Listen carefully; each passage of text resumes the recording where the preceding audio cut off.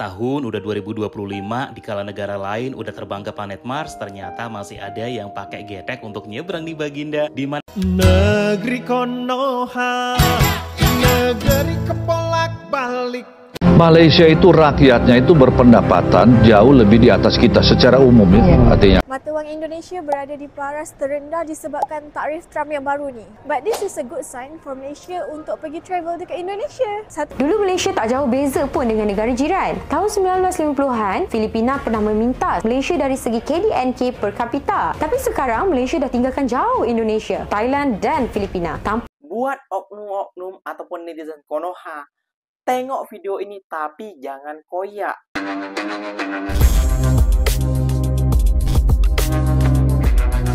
Assalamualaikum warahmatullahi wabarakatuh, geng. Berjumpa lagi bersama saya Iki. Gimana kabar saudara-saudara, sahabat-sahabat saya? Semoga kabar kalian selalu baik-baik saja, dilindungi oleh Allah Subhanahu wa taala, dijauhkan dari segala bala musibah dan diberi umur panjang. Amin ya robbal alamin.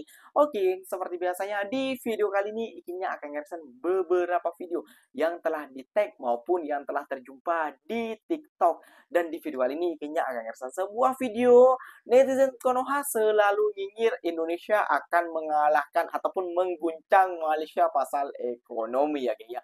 Namun kementerian kita saja itu salut ataupun kagum kepada ekonomi di Malaysia ini geng. Ya mungkin kalian dulu ya geng ya, seakan-akan kita mempunyai kereta cepat, kalian sudah bangga kita akan menjadi negara maju. Salah geng ya, sampai sekarang kita belum seperti apa, belum dianggap maju-maju. Malahan Malaysia geng ya makin melesat dan banyak investor-investor asing yang masuk ke negara Malaysia. Wah, jangan koyak tengok video ini, tengok sampai akhir biar kalian paham apa arti studi banding kayak gitu ya geng ya. Jom kita simak dulu videonya. Namun sebelum simak jangan lupa dulu dong geng, sokong channel ini dengan cara apa? Subscribe, like, comment, answer-nya apa benda selain komen di bawah. Janji jangan bergaduh. Oke, kita simak dulu videonya. Let's go. tahun udah 2025, di kala negara lain udah terbang ke planet Mars, ternyata masih ada yang pakai getek untuk nyebrang di Baginda. Di mana lagi kalau bukan di kampung tercinta. Ya beginilah gambaran aku balik kampung dan rumahnya di Lampung udah masuknya banyak begal, ada harimau dan gajah jalanan di desaku pun pating jelugang, bikin perut sengkil, bikin pusing rairan. Coba deh Pak Gibran, jangan cuma bagi-bagi susu dan bagi-bagi buku, sekali-kalilah bagi aspal biar desaku ini lebih lumayan. Menyebut ini jalan tapi kok lebih mirip kolam lele dan ikan seluang. Kenapa jalannya begini? Silakan tanyakan pada pejabat yang ungkang-ungkang kaki di atas keglamoran. Uniknya meskipun tahun 2025 sudah datang, ternyata transportasi rakit atau getek ini masih ada loh Baginda. Dan real ini definisi self-service, siapa yang mau nyebrang ya harus ngalong buat ngambil rakit di seberang sana. Apakah pantas Baginda kita sudah kerja banting tulang, kaki di kepala, kepala di kaki, tapi malah pajak yang harusnya buat bangun negara, malah dananya mudah sekali dipakai untuk memperkaya diri. Memang sangat durjana dan nista ya Baginda kelakuan mereka. Coba deh kalau buat dibenerin jalan pasti rakyat akan bahagia. Lebih cocok sih anggaran makan gratis itu buat bangun jalan ya Baginda, jalan lancar pasti mendukung ekonomi yang kian cemerlang. Nah kalau menurut Baginda, apa sih yang dikerjakan para pejabat ini kalau masih punya daerah yang begini terbenggalai? Silahkan coba berikan pendapat kalian. Gaya-gayaan ngebacot, bikin program 3 juta rumah subsidi buat rakyat. Tai. Sekarang rakyat mau beli rumah subsidi syaratnya harus punya gaji 12 juta. Standar gaji UMR aja di Indonesia cuma 5 juta. Terus subsidinya di mana? Tolol. Kalau bacot yang paling enak, ujung-ujungnya cuma omon-omon. Monyet. Aku tadi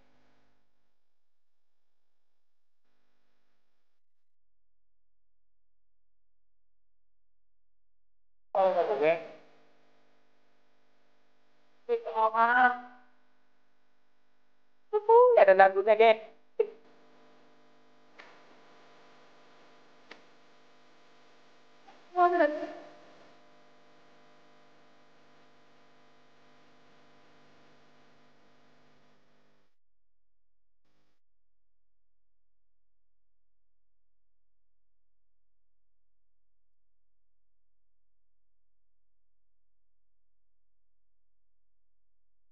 Ada lagunya geng di Konoha. Ini sudah Mata wang Indonesia berada di paras terendah disebabkan tarif Trump yang baru ni. But this is a good sign for Malaysia untuk pergi travel dekat Indonesia. RM1 Malaysia bila convertkan jadi 3,700 plus rupiah. Kalau nak dibandingkan dengan last year, RM1 sama dengan 3,200 rupiah. Perbezaan dia dalam 500 plus. Itu baru RM1. Kalau korang bawa RM10,000 Malaysia, korang dah jadi Sultan Malaysia dah dekat Indonesia. Sebab you akan ada duit poket 37 juta plus weh. Tapi dalam rupiah lah. So Malaysian people, tunggu apa lagi? Pack up your barang and travel to Indonesia. Malaysia itu rakyatnya itu berpendapatan jauh lebih di atas kita secara umum ya. Artinya mulai dari paling bawah sampai di atas.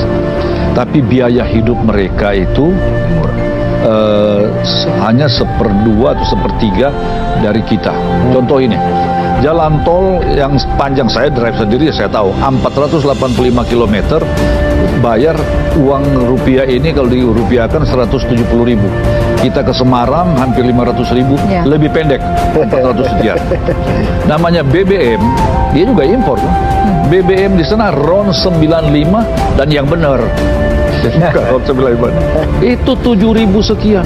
Kita RON 92. 190 ya. Makan murah, pendidikan, pengobatan. Artinya ada yang tidak fair. Jadi selama ini pengelolaan ekonomi kita ini sesuatu yang tidak benar. Okey, korang tahu tak ada syarikat bas Malaysia yang jual bas lagi banyak kat luar negara daripada dalam negara.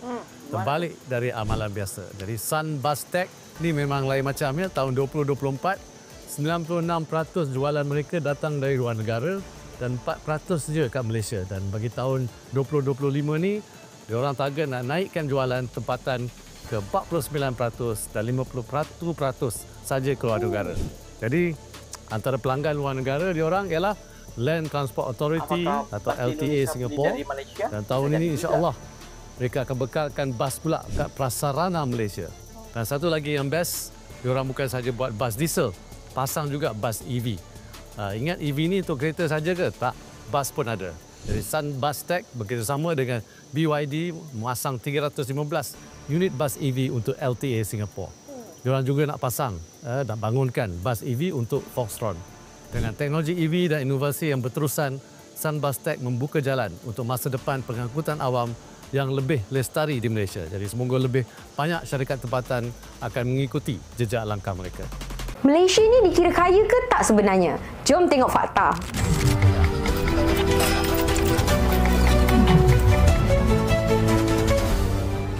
Malaysia dikira antara ekonomi paling kaya ke Asia Tenggara kalau tengok KDNK per kapita. Tapi siapa yang cakap macam ni? Memandai-mandai je.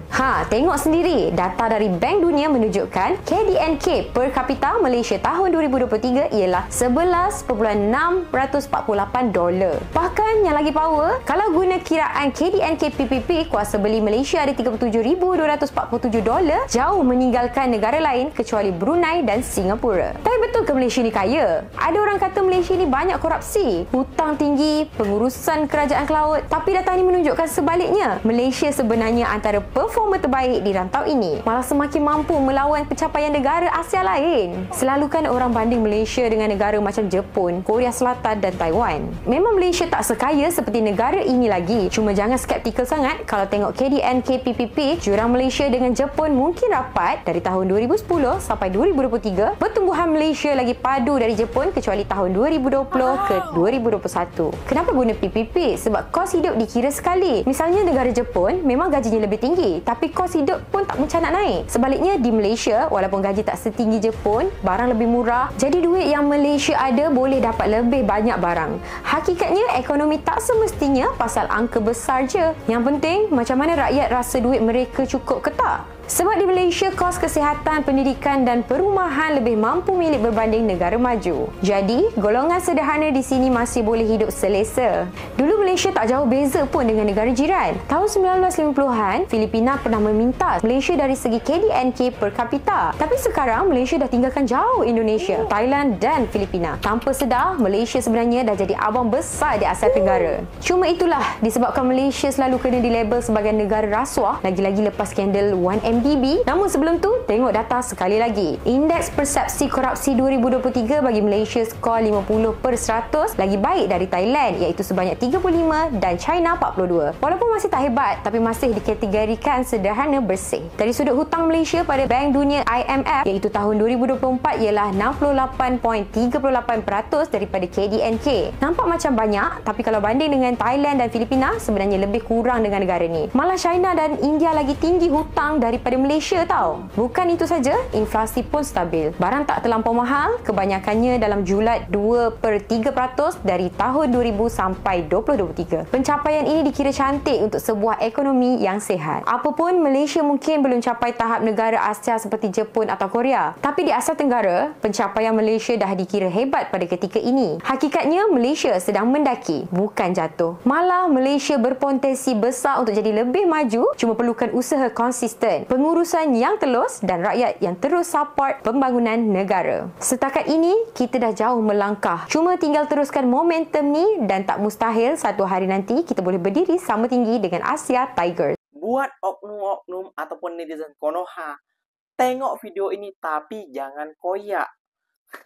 Kenapa Ginya bisa bilang seperti itu, geng? Ya, Ginya bisa bilang itu karena dulu ya selalu Malaysia dibilang kebangkrutan lah, Malaysia dibilang krisis lah, dan Malaysia dibilang akan jatuh lah. Indonesia akan berada di atas dan Malaysia di bawah lah. Namun faktanya menteri kita saja mengakui bahwasannya Malaysia lebih unggul daripada kita, geng. Itu fakta. Jangan koyak. Itu fakta, jangan koyak ya, geng ya.